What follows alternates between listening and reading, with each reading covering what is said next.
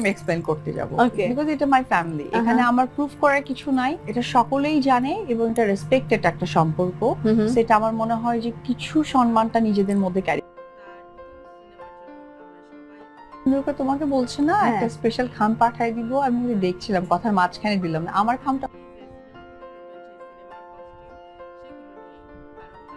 প্রথম কাজ করলাম, এবার আমি আমার হয় তোমার ভাই আছে চিন্তা নাই, আমার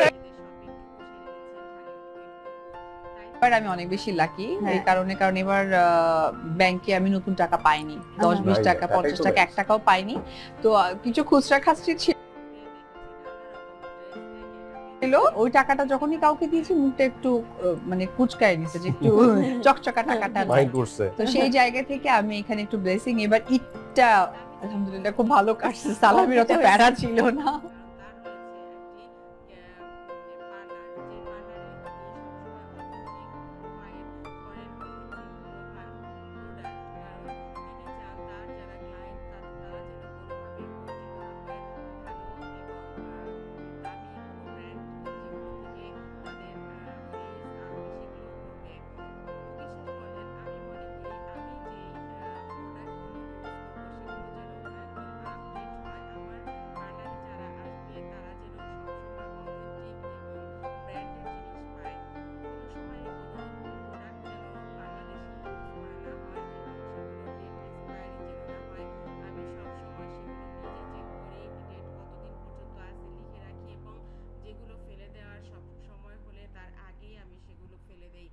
এরকমটা করতে পারলে অবশ্যই আমার ক্লায়েন্টরা আস্থা রাখবে আমার পার্লারের প্রতি। আমি মনে করি প্রত্যেকটা মানুষের যারা আমার কাছে আসে তারা